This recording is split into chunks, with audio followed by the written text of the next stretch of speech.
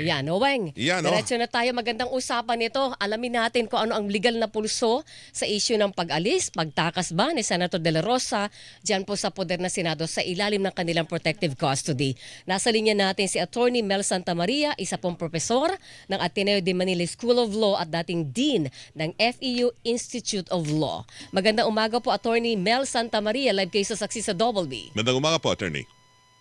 Magandang umaga sa inyo, Weng at Rowena, sa inyong mga tagapakinig, mga tagapanood. Mabuhay po kayong lahat. Yeah, salamat po sa oras, Attorney Mel. Bigyan niyo nga kami ng inyong kuro-kuro sa nangyaring ito sa Senado.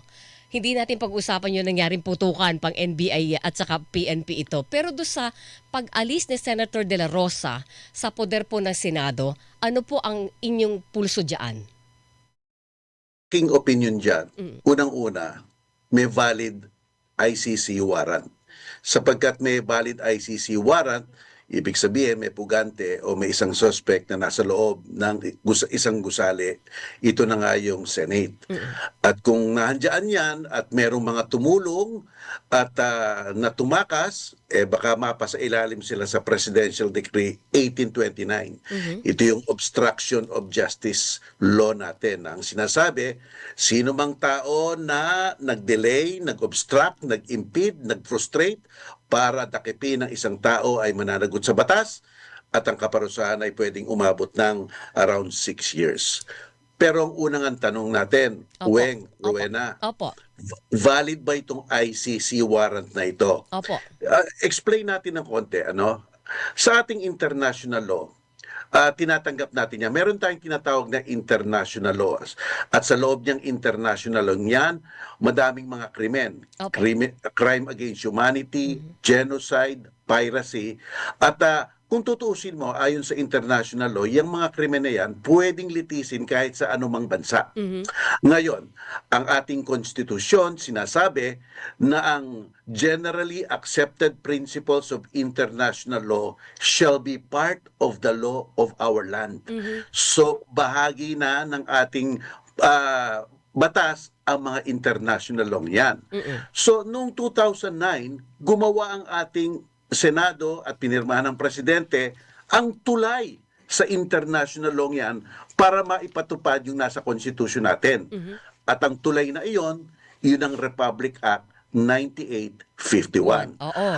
According to that tulay na Republic Act 9851, Section 17, kung ang isang international tribunal ay dinidinig na, nililitis na, iniimbestiga na ang isang taong pinaratanganan na gumawa ng crime against humanity, pwede nang ipaubaya ng Pilipinas doon sa international tribunal na yon. At kung kinakailangan, dalhin pa sa kanila ang suspected person. So malinaw yon kasi tulay yun eh. Tulay para kumabit tayo sa international law. At iyon, ang pumirma nun, si dating Presidente GMA at ang mga nagbalangkas nun, sila Juan Ponce Enrile, sila Miriam Defensor Santiago, ang tatalino nila, no? Rowena, Mahusay po yun. ibig sabihin, may vision sila. Nakita na nila na mga sitwasyong ganito pwedeng mangyari sa Pilipinas. Bakit natin pinapahintulutan ng isang banyagang korte ang maglitis? No, kasi sabi ng iba, hinahamak niyo ang ating sovereignty. Yes.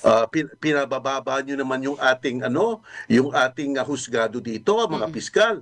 Hindi ganon. As a matter of fact, basta't ibinigay natin sa kanila ito, ina-assert natin ang sovereignty natin. Bakit? Bakit?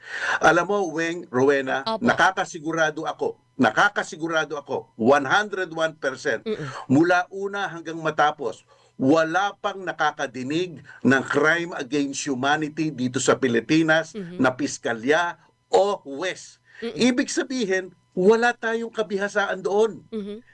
Yung mga technical na mga kinakailangan para ma-prove o maging guilty o mag-acquit, wala tayong kabihasaan doon. Kaya naisip ng ating mga senador noon, bakit nga hindi? Bigay natin dun sa mga bihasa dahil naman crime against humanity yan, international law yan. Kasi nga, para yun, sa akusado rin, Oo. sa mga biktima, para masiguradong yung kanilang mga karapatan maayos. Pangalawa, sapagkat ang crime against humanity, halos matataas na tao, mga makapangyarihang tao, Yes, oo. ang mga nasasangkot dyan, kung iligay mo dito sa Pilipinas, baka hindi lalong matuloy ang hearing because araw-araw magkakaroon ng rally sa labas ng korte. Tsaka may Baka impluwensya. may magandang punto yon, Rowena. Hindi naman natin mapapagkaila Opo. na ang mga ugong-ugong dito sa Pilipinas nabubulungan, naiimpluwensyahan, minsan takot, hindi na tinutupad, napakahaba ng delay. Tanggalin natin yon. So ibig sabihin, may legal basis at may common sense and practical basis itong batas na ito, yung 9851, hindi Oo. ito nasa vacuum, hindi ito nasa void, talagang mahusay. So therefore, may advantage to, geographical and apolitical. Natatanggal mo yun, kaya baka mapabilis ang hearing. Di ba't nga nakikita natin, doon sa ICC, napaka-stricto nila sa schedule, di ba? Napaka-stricto. So yun ang diwa ng 9851. Kaya nga, kung pinaubayan natin sa ICC, halimbawa International Tribunal, Oo. nire-recognize natin ang jurisdiction nila.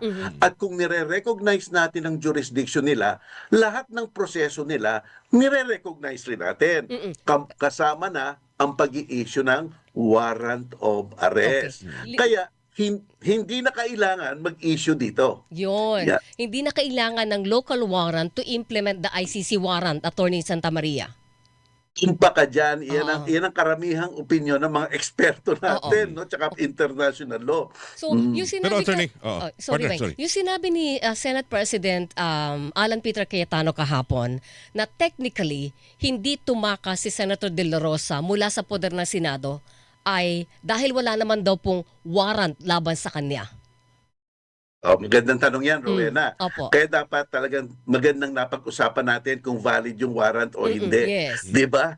Kasi valid yung warrant, may isang tao, suspected accused, okay? So therefore, dapat maibigay yan sa mga alagad ng batas.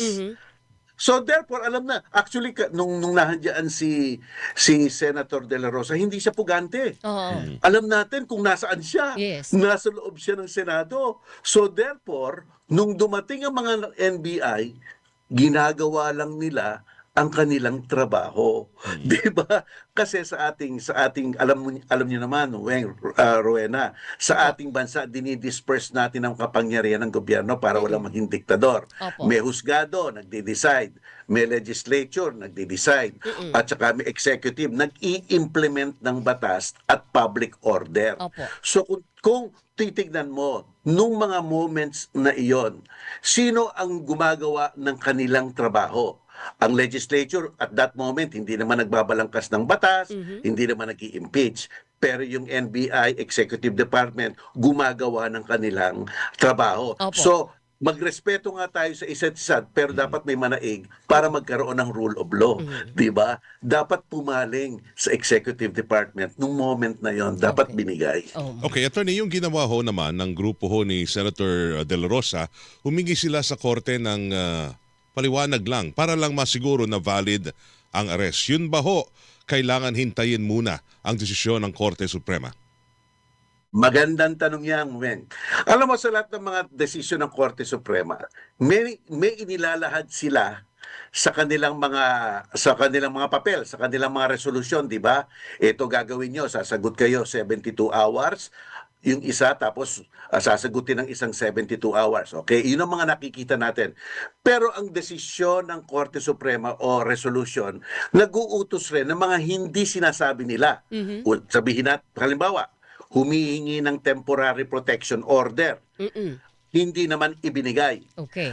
Ibig sabihin nun, at the point of filing at nakita ng Korte Suprema, hindi nila nakita prima facie sa unang tingin ang urgency ng sitwasyon. Kaya hindi sila nag-issue ng temporary protection order. Pangalawa, ang nakita nila marahil ay yung regularity of government action na hindi sila nakumbinse sa argumento na inilahad nung motion na yon na humingi ulit ng TRO. Pangatlo, Pangatlo, yung separation of power nga natin. Medyo mag-ingat-ingat tayo. Dapat respetuhin rin natin ang function ng executive. Kasi on its face, parang nag-i-issue lang ng isang utos, ng isang warrant. So naghinay-hinay ang Korte Suprema. Ano ang signal noon? Ano ang signal? Hindi namin kayo pinagbabawalan. So, Di ibig ba? sabihin, Attorney Santa Maria, mula doon sa nagbaba sila ng resolution, o sige, binibigyan natin ng 72 hours para sumagot ang gobyerno dito sa petisyon, manifestation and motion ni Senator De La Rosa, pero no TRO. Ibig sabihin, from then on, hanggang 72 hours, pwedeng i-implement ang ICC warrant dahil walang TRO. Technically, Rowena, tama ka. Mm-mm. Tama ka. Kasi wala kang lalabagin na batas. Oo. Wala kang lalabagin na utos. Mhm. Di ba? Kasi humihiling sila, nagmumungkahi sila, nabigyan nyo kami. Kasi ang status ko, wala. Pwedeng gampanan ng executive ang kanilang mga tungkulin. Opo. Di ba? So hindi gumawa ang Korte Suprema, naging silent. So anong signal nun? Ang signal nun, hindi muna namin ibibigay ito. Sumagot muna kayo.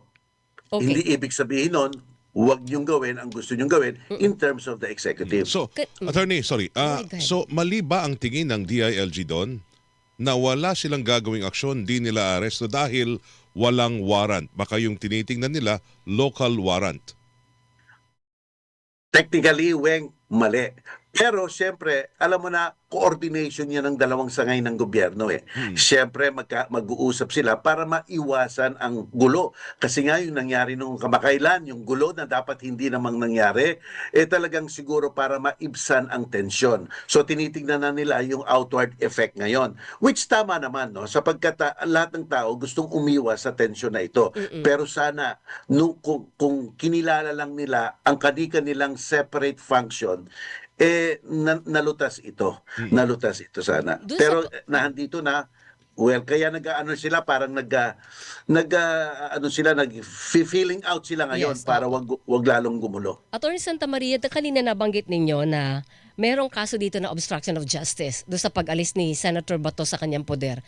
Sino ang dapat makasuhan at sino ang dapat magkaso? Kanino? Okay. We cannot be exactly sure Yes. muna na may obstruction of justice. Alright, oo. Ang sinasabi lang natin ganito. Alam mo Rowena, kasi may Opo. dalawang klaseng krimen. Mm-mm. May dalawang klaseng krimen. Opo. Mala inse Mm-mm. at mala prohibita.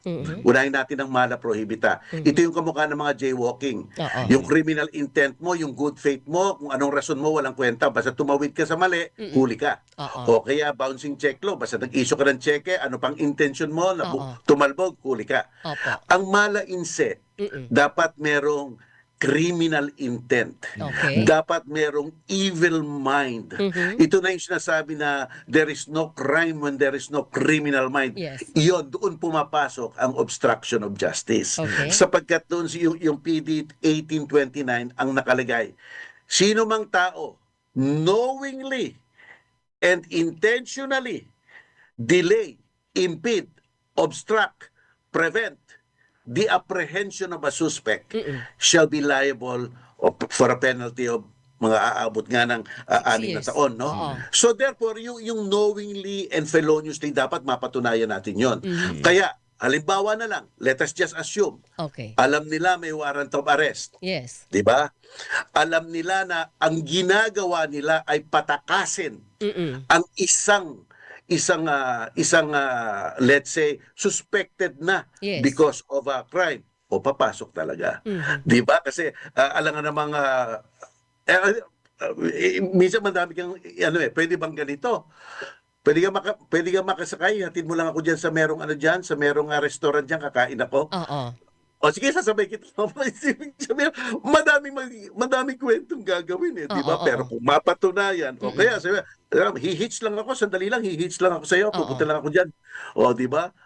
So dapat mapatunayan talaga yan. Pero sa unang tingin talaga, opinion ko lang naman 'yon. Oo. Ang nangyari diyan sa Senado, it's either tama yung pinag-uusapan nyo kanina Opo. It's either by design or incompetency ng mga gwardiya. Yes. Di ba? Dalawa lang yan So kung by design yan, ay nako, baka baka lang pumasok Gusto ko sa PD 1829. Gusto kong i-point out yung lumalabas na information na si Senator Robin Padilla ang nag-drive kay Senator Bato de la Rosa palabas ng Senado. Yun ba malinaw na intent yun na ilabas siya, quote-unquote, itakas o alis sa poder ng Senado? Gandang tanong rin yan. Kaya dapat tapusin natin ang narrative. Dapat ba kompleto ang ebidensya? Opo. Saan ba hinatid? Sa airport ba? Di ba? Okay? Oo. Saan ba hinatid? Sa pier ba? Mhm. Saan ba hinatid? Diyan ba sa tabing restaurant dyan? Mhm. So doon natin makikita kung ano talaga ang design kasi nakikita mo ang iniisip ng tao sa mga sinasakatawan niyang kilos eh. Oo. Di ba? Kung sa bahay lang hinatid, Attorney Santa Maria. Kung sa bahay, Oo. kung sa bahay dapat siguro sa presinto inatid di ba? Aha. So yun, kung sa bahay lang at gusto na pumunta sa bahay, di Oo. dapat sabihin niya pumunta sa bahay. In short, Oo. may tungkulin rin ang mga senador na sabihin kung saan pupunta. Oo. Hindi na lang ganun-ganon. Because we have to contextualize the situation. Yes. Nagkagulo na ng gabi eh. Nagkaputukan na ng gabi eh. Ito natin, pinapaibsa natin ang tensyon ng dalawang sangay ng gobyerno. Huwag na natin palubain.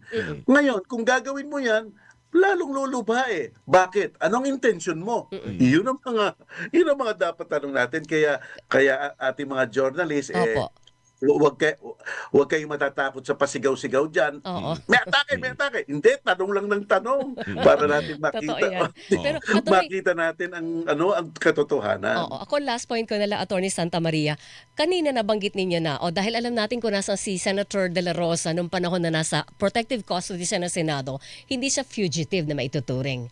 O ngayon, Naman siya. oo, Kita mo parang- ngayon, nawala na naman siya at Ba- hindi na naman natin alam kung nasa si Senator De La Rosa at hindi natin ulit alam kung kailan siya lalantad. Ano ang turing sa kanya sa ilalim po ng batas? Sa ilalim ng batas, sabi Yes. ng Korte Suprema, ang isang tumataka sa ating mga justice system, no, either nakasuhan na o pinoprosecute pa lang. Kung mapatunayan 'yon, ito na naman tayo dun sa kung mapatunayan iyon, no. Opo. Kung mapatunayan iyon, dapat pwedeng ituring na fugitive from justice at ideklara na siya isang fugitive from justice.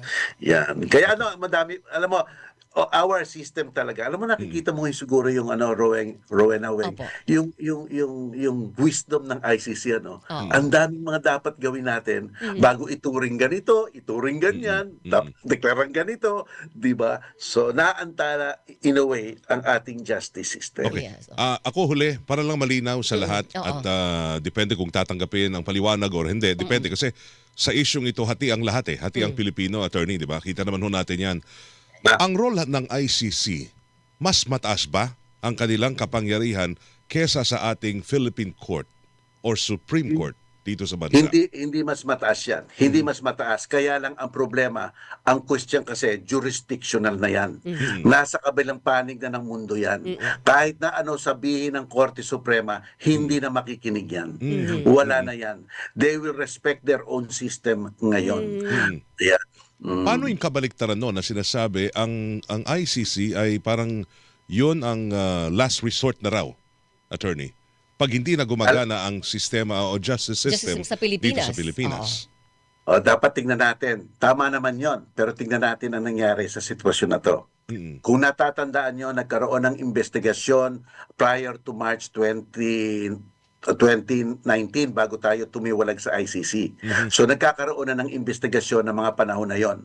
Noong November 2021, ang gobyernong Duterte ay humingi sa ICC ng request for deferment ng investigasyon. So mismo ang administrasyong Duterte, in a way ni-recognize nila yung sistema ng ICC at humingi sila ng pagpapaliban ng investigasyon dahil ang Pilipinas na nga daw ang mag-iimbestiga. Parang kabalintunaan sapagkat nga sila ang iniimbestigahan di ba?